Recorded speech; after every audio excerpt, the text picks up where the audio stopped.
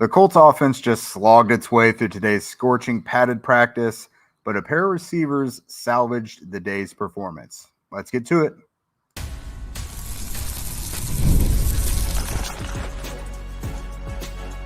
You are Locked On Colts, your daily Indianapolis Colts podcast. Part of the Locked On Podcast Network, your team every day. All right. Thanks for tuning in and making us your first listen of the day. This is your daily podcast covering your Indianapolis Colts, part of the Locked On Podcast Network, your team every day. And today's show is brought to you by our friends at FanDuel. Make every moment more. As playoffs wind down, the sports stop sporting like we want them to. But this summer, FanDuel is hooking up all customers with a boost or a bonus daily. That's right. There's something for everyone every day, all summer long. So visit FanDuel.com to get started. What is up, friends and family? This is Jake Arthur and Noah Jabert of HorseshoeHuddle.com. We are coming to you live after day 7 of Indianapolis Colts camp practice. It was their third padded practice of camp and probably the hottest. It was not friendly out there. So hot with pads on, obviously tempers flare. They've been hitting the same guys for over a week. So we saw probably our third or fourth fight of camp practice today. So I think everyone's ready for it to either get cooler or for the Cardinals to get in here for joint practices. But the intensity is ramping up nonetheless. Before we get started, if you guys want to be plugged into what's going on here at camp or during the season, what we're hearing in the locker room and everything, become a Locked On Colts insider and chat with us directly and get the inside scoop. Follow the link in our show notes for more, and you will get to talk to me whenever you want. You'll get to talk to Zach, pick his brain about nerdy stuff if you want, and we will be right there for you. But today we're going to go over the offense, how they looked. Not great. The defense, which oddly enough, with the offense looking not great, it's not like the defense dominated them in any way. And then we're kind of gifted something by the football gods right before going on today.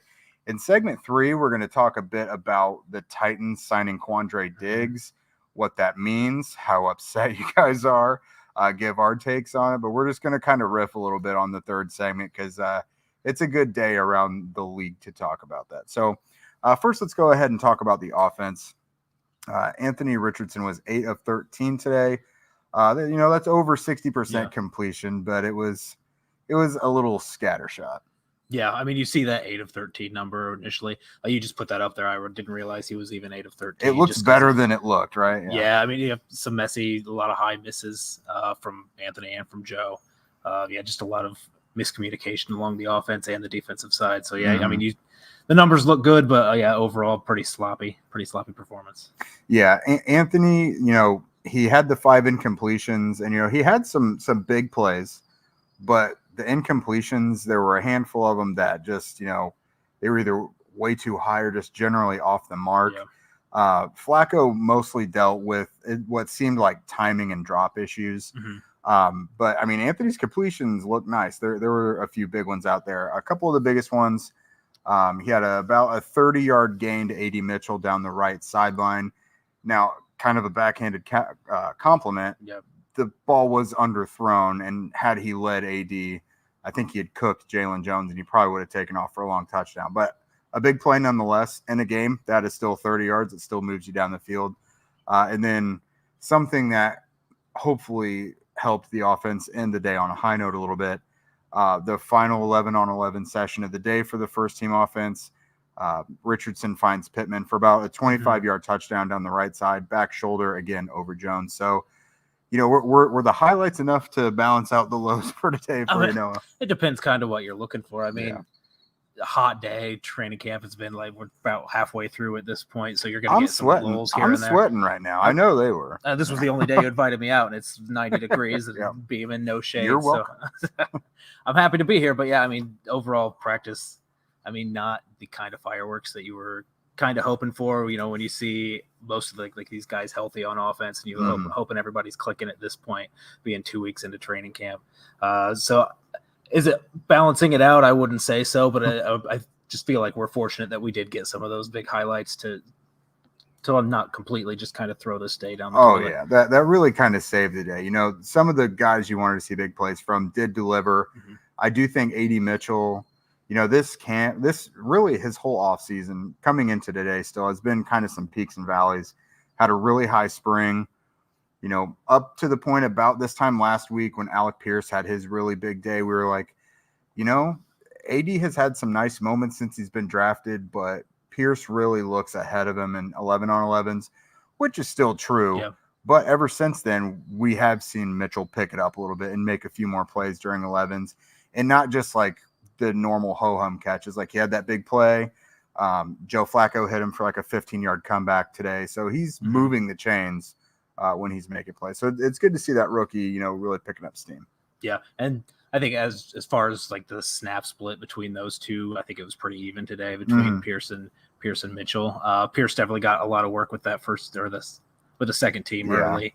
And Pierce was out there making those plays. But yeah, Mitchell coming along, I think that.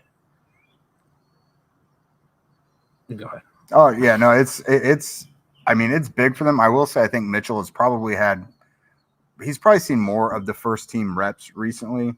But yeah, it's always good to see. And another rookie who we keep saying his name, Joe Flacco, and his connection with Anthony Gould really seems to be strong. They've done a lot of stuff deep downfield since the spring. They connected on like a 30-yard post route today. But we saw Gould, finally start to get some of the gadgety stuff that we expected at first. So he's come out here and proved that he can win the deep ball. But we saw it was a little like halfback pitch type of end around halfback pitch type of situation. So it's good to see that. Finally. Yeah, you said that when that play happened, that was like the first time you'd actually seen him been used in kind of that Paris Campbell role that you were kind of hoping get more of the gadget stuff instead of just being that pure deep threat that he's kind of been, even though that's not what we expected coming in.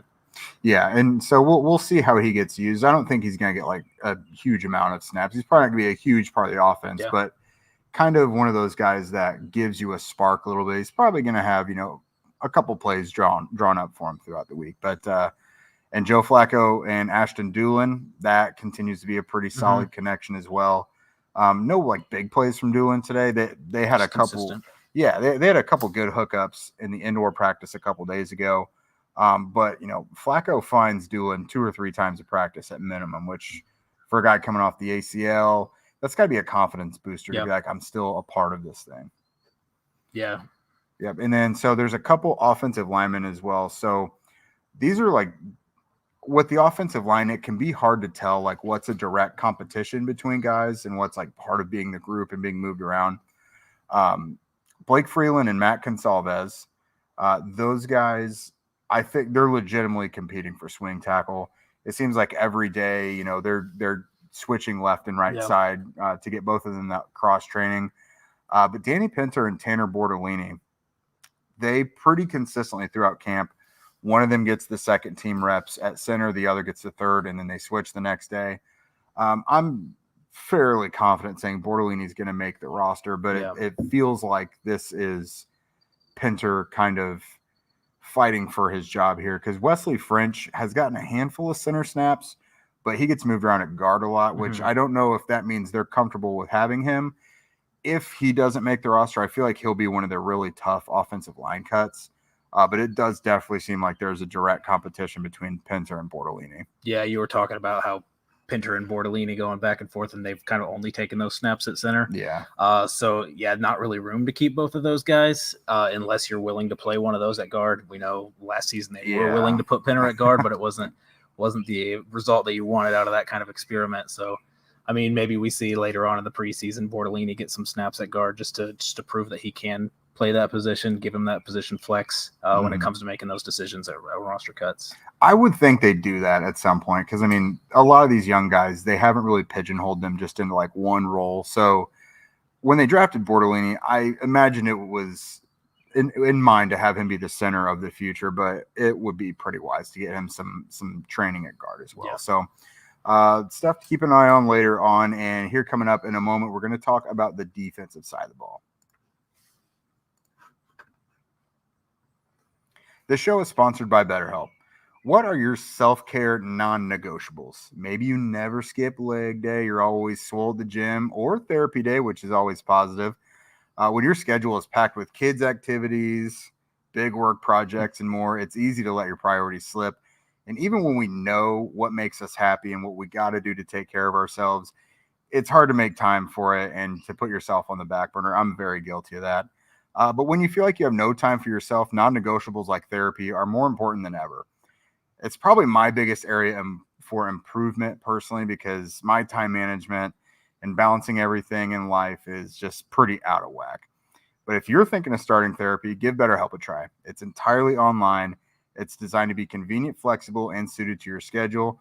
All you got to do is fill out a brief questionnaire to get matched with a licensed therapist. And you can switch therapists anytime for no additional charge, because part of the most, one of the most important parts of therapy is the chemistry and trust that you have in that therapist. So BetterHelp takes that worry off the table. They let you switch it up and find someone you're actually comfortable with. So never skip therapy day with BetterHelp. Visit BetterHelp.com/lockedon today to get 10% off of your first month. That's BetterHelp, HELP.com/lockedon. And thank you guys for making Locked On Colts your first listen today. For your second listen after this, enjoy Locked On Fantasy Football. Get daily insight to the best fantasy draft strategies so you can win your league this season. It's part of the Locked On Podcast Network, your team every day. All right, Noah, so I thought it was kind of weird that the offense was real shaky today, but it's not like the defense killed them. Like normally on a day when the offense is terrible, you can have 100 things to say about the defense. That just really wasn't the case today. Like there were a handful of sacks here and there. There was some good pass breakups, but overall it was a practice where it just seemed like it was super hot and everyone was just not on their game. So a couple of standout things, though, for the first team, there was some pass rush there. EJ Speed, DeForest Buckner, Kwity Paye. I clocked all of them with some sacks. For the second team, Saguna Luby and Titus Leo came together for a sack. So that's always good to see. I mean, especially Leo coming back when you weren't sure where he was going to be at after that injury and after him getting carted off, that scary incident. Of course. I've seen him come back, and what is his second practice back from that injury, and already kind of getting in there and making an impact. Yeah, and it also was with the second team defense, which is another good thing, because Samson Ebukam's injury, it's going to have a trickle-down effect on the rest of these guys. So to see him get some second team reps is great.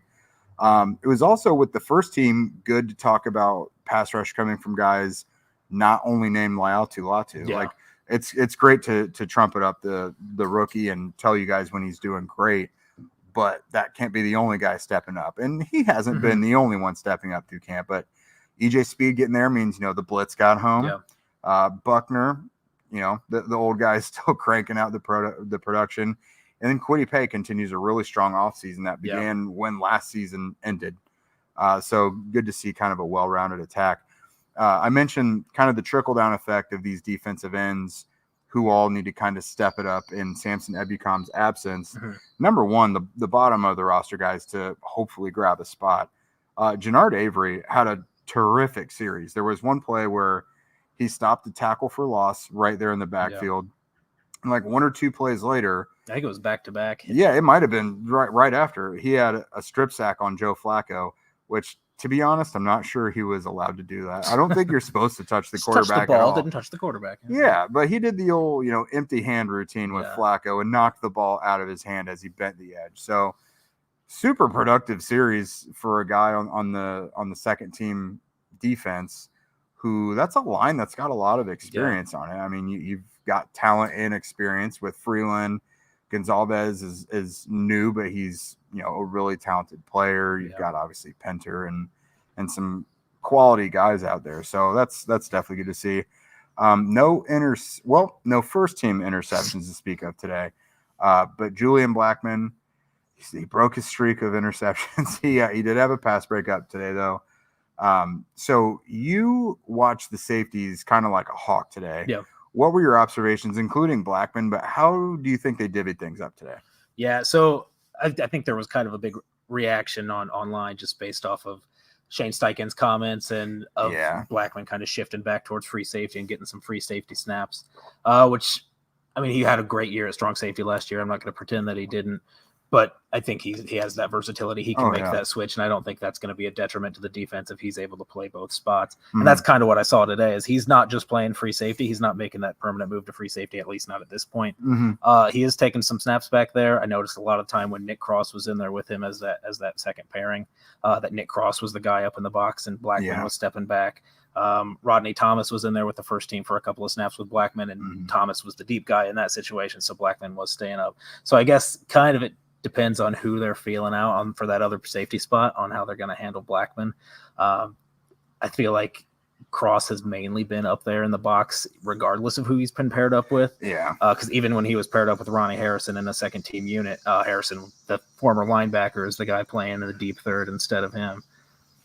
Yeah, it seems to be skewing that way. Like I think they know and trust that Harrison and Cross are best there just in the box with stuff in front of them. Yeah. This puts so much on Julian Blackman, man. Like you are betting on his health so much because, I mean, let's say he starts to skew more towards free safety throughout the season. You're relying on him to be really your only dependable safety, your only veteran who you're confident in his communication and his confidence and you can trust. But then, you know, he's the only one that does that. But then he's also your last line of defense in the secondary to not blow coverages. Yeah. If he gets hurt, it melts the whole thing. Yeah. Like, it's just not great. And then, so that's going to kind of segue us into this this next topic. We're going to lead off talking about Quandre Diggs to the Titans. Everybody, if you have questions or comments on that specifically, go ahead and throw it in. I'm sure they do. Oh, yeah. And so we're going to go ahead and get to that here in a minute. I love sports. I love them so much that I never want them to stop. But as the playoffs wind down, we get fewer games, and the sports aren't sporting like I want them to. But FanDuel lets me keep the sports going whenever I want. All I got to do is open the app and dream up bets anytime that I am in the mood. And this summer, FanDuel is hooking up all you guys with a boost or a bonus daily. That's right. There's something for everyone every day, all summer long. So head over to FanDuel and start making the most out of your summer. FanDuel, official sports betting partner of Major League Baseball. All right, guys. So everyone's favorite AFC South rival, the Tennessee Titans. It was just announced, I don't know, like 20 minutes ago. They are signing safety Quandre Diggs, multiple-time Pro Bowler, to a one-year deal worth a base of like $3 million. It's up to only $5 million. Yep. That obviously is going to make everyone pretty unhappy who thinks and knows that the Colts need to add more reliable help at safety because the Colts have like $20 million plus in salary cap space, so they could afford it. But I think at this point with this move, it just tells us like it's not gonna happen. Either that or they just weren't too high on Quandre Diggs, and like the only guy out there for them is Justin Simmons. You know, I don't know, man. Like this one, I don't know if they're gonna make a move. They gotta do it. You would think soon. Like this was practice number 7. I feel like you know what you have at safety by this point. Yeah, it's kind of strange that, I mean, not necessarily strange, but you wouldn't be expecting a move at this point. Just because if you're this far into it and you know what you have and you haven't made the move, then you're comfortable with what you have. It's kind of what logic would tell you at that point. Yeah. And at 1 year, $3 million up to $5 million is such a small price tag. The Colts have that room. There's guys available that could be cheaper than that. That would probably be an upgrade to what they have on the roster. Maybe Simmons would command quite a bit more than that, but I mean, they would have the room for that if they needed to also. Maybe there's people out there still holding on to that hope of they're sold on one guy. They're sold on getting Justin Simmons in here, and that's the guy they're holding out for. But at this point, I'm kind of willing to let that pipe dream kind of fly.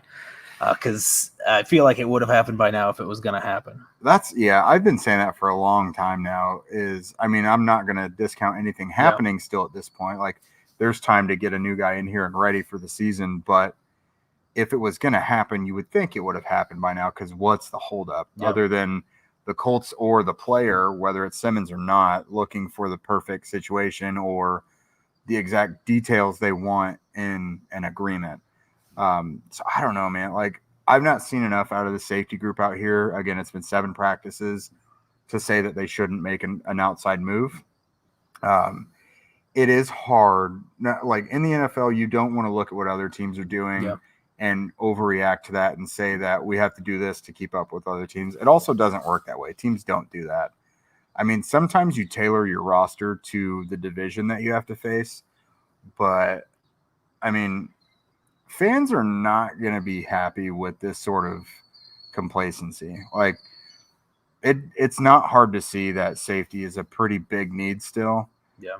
And everyone's been screaming it all off season. So if they go through the season and safety does not wind up being a problem, great. But if it does, it's going to blow up in their face and everyone will be able to say, I told you so. And this is just a small detail, but something that happened out there on the field today. I think it was the second team defense. So it's not your starters, but enough of these guys will be on the roster. And it was right before the offense came up to the line of scrimmage. And, you know, it was pretty quiet out there. And Gus Bradley, enough so both fields could hear it, shouted colorfully for the defense to start talking and communicating.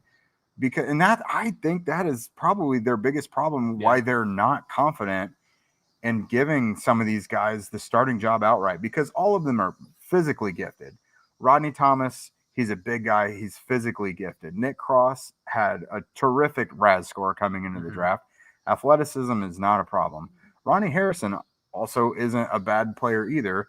And he's the veteran. He probably does communicate more than anybody else. But, like, I think they want one of the other guys to take it so they don't have to give it to the older veteran by default. But it's like, I have always felt like the communication and the maybe not the mental aspect, but just like the non-physical things that go into playing the position is what is holding them back from declaring a guy like a winner outright. Yeah. And you have that kind of situation, I guess. Maybe on the second team defense, you're not really expecting this, but where the corners could be you don't really have that veteran presence outside of Kenny Moore, and the secondary really with anybody that's going to step up and kind of be that vocal leader to kind of help supplement what a safety would give you if they were going to be more talkative back there. So you kind of really need somebody to be that guy. And you're not really getting that on the outside or the inside at this point. Sure. Cause like the depth is a problem too. And you do have some veterans there, but like, if something happens to Julian Blackmon or Kenny Moore as well, because it's not just safety, like cornerback is pretty young too. Like if anything happens to Kenny and or Julian, that's your two communicators. That's your two quarterbacks in the secondary. Like these young guys talk a lot about watching the older vets and like emulating them and seeing what they do. These coaches are dying for guys to step up and communicate and be on the same page. Like it is so critical. Like last week I asked Gus Bradley, I was like, you know, everyone out here is physically gifted and plenty athletic. That's not the problem. Like what is the biggest other factor you guys are looking for in giving someone the starting free safety job? And they said like consistency and the trust from the guys ahead of them, like the cornerbacks and everything. And like, I don't want to say I know what's going on behind the scenes. I'm not going to say guys aren't doing the job, but it's day 7 for your defensive coordinator to be screaming at you guys to talk. That's not good. And if you're looking to add kind of that veteran presence to come in and be that communicator, I feel like you would have wanted that earlier so they had more time to gel with these guys and kind of get that communication flow back there. So yeah, just being this late into it, kind of one more point towards I'm not really expecting a move. I feel like every year that we've been dealing with it with Chris Ballard here, there's one position group where he's dead set on playing his young guys and seeing what he has in the young guys. I feel like it's kind of hit or miss on whether that works out in the season or not, because last year it was the offensive line and he stuck through and I feel like coming out, Will Fries showed himself to be a good starter, and Bernard Ryman really kind of surprised everybody and was an above average to solid starter. So that worked out. I think the year before that, they were dealing with wide receiver issues where he wanted to play with the young wide receivers, and that kind of burned him at the end of the season. So you just kind of have to wait and see whether safety is going to be what it was with the offensive line last year or something like with receivers 2 years ago. Yeah, you're right. Every year there is that position, and then if it blows up, they almost overcorrect. It's like killing a spider with a hammer the next offseason, you know. So, but it tracks. He's been stubborn about it every season. That's the position group we're staying young at, and we're watching these young guys. I mean, he'll own it after the season if it blows up. He'll own it, and he'll he'll be upset with himself about it. But I mean, we may be totally wrong, and they're more confident about this group than all of us are. I mean, they haven't even gotten to joint practices yet. I mean, maybe when that happens, they turn a big corner. I don't know. But we're sweaty enough, Noah. Let's get out of here. Before we do, now that you guys have made us your first Colts listen of the day, go check out Locked On Fantasy Football. Get daily insight to the best draft strategies so you can win your league this season. And again, don't forget, tomorrow, Monday, 5:30, those of us at Horseshoe Huddle, me, Noah, Andrew Drake, the guys, we're going to be out at Urban Apples Cidery there on Spring Mill Road, just outside here of Grand Park. Again, that's tomorrow, Monday, August 5th at 5:30. We really hope to see you guys. Remember, if you want to become a Locked On Colts insider and chat with us directly and get the inside scoop, follow the link in our show notes. And if you don't already, follow at Locked On Colts, at Jake Arthur NFL, at Zach Hicks 2, and at Noah Jaber right there for those of you listening on audio. That's where it is. On Twitter, also subscribe on YouTube and wherever you listen to podcasts. We would also love your ratings and reviews as well, because that helps us get up the charts. We have had a rooster earlier. Now we got a fly that's touching our faces. So we're going to go ahead and get out of here right now. We'll see you guys tomorrow afternoon.